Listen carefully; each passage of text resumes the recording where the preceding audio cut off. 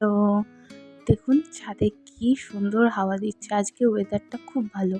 আর এরকম ওয়েদারটা না আমার বেশ ভালো লাগে। আজকে একবারে ছাদ থেকে কেন ভিডিও শুরু করছি, তার আগে দাঁড়ান দেখিয়ে দিই। এই দেখুন কত ঝিঙে ধরেছে। একদিন ভালো করে দেখাবো। অনেকগুলো ঝিঙে ধরেছে গাছে।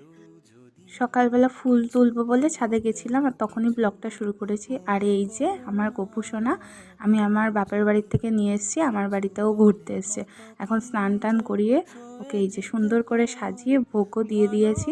কি ভালো লাগছে না দেখতে, মনে হয় কি সারাদিন দেখি, এত দুর্দান্ত লাগছে দেখতে। আর এখানে আমার পুজো দেওয়াও কমপ্লিট হয়ে গেছে। আর নীলকণ্ঠ দেখুন কত ফুটেছে আমাদের কাছে, কি ভালো লাগছে ঠাকুরঘরটা। আর এখানে এসেই চটপট করে তাড়াতাড়ি ব্রেকফাস্ট করে নিয়েছি, বেলা অনেক হয়ে গেছে, রান্না বান্নাও তো করতে হবে না, তাই তাড়াতাড়ি ব্রেকফাস্টটা করে নিলাম।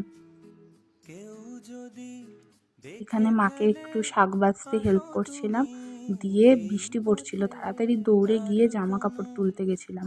কতগুলো জামা কাপড় নিয়ে চলে এসেছি। এবার আমি সঙ্গে সঙ্গে ওইগুলোকে ভাঁজ করেও রাখি, তাই তাড়াতাড়ি করে ওগুলোকে ভাঁজ করেও রেখে দিচ্ছি। দাঁড়ান তাড়াতাড়ি জানলাটা আটকাই। বৃষ্টি পড়লেই এখান থেকে প্রচণ্ড পরিমাণে ছাট আসে, আর এই ছাট এসে পুরো বিছানা বালিশ সব ভিজিয়ে দেয়। তাই বৃষ্টি পড়লেই তাড়াতাড়ি আমি এসে এই জানলাটা আগে বন্ধ করি। জানলাটা খুললে বেশ ভালো হাওয়া দেয়, কিন্তু কী করব, উপায় তো নেই।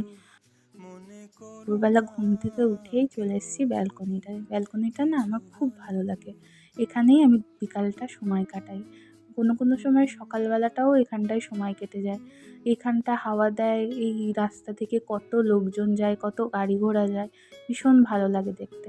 আর এই দেখুন ডোরেমনটা সব হাওয়া বেরিয়ে গেছে, তাও আমার শাশুড়ি মা এখানে টাঙিয়ে রেখে দিয়েছে। আর এইখানে হচ্ছিল একটা ঝামেলা, তাই ভাবলাম আপনাদের সাথে একটু শেয়ার করে নিই। এখানে কী নিয়ে ঝামেলা হচ্ছিল আমি নিজেও জানি না, কিন্তু আমার ঝামেলা দেখতে ভালো লাগে। সন্ধ্যাবেলা বানিয়েছিলাম একটু মিক্স চাউমিন। আর এর রেসিপিটা যদি আপনাদের দেখতে হয়, আমার ইউটিউব চ্যানেলের লিঙ্ক দেওয়া আছে আমার পেজে, ওখানে গিয়ে দেখে নেবেন। আজকের ভিডিওটা এইটুকুনি, দেখাবো অন্য কোনো ভিডিওতে। টাটা।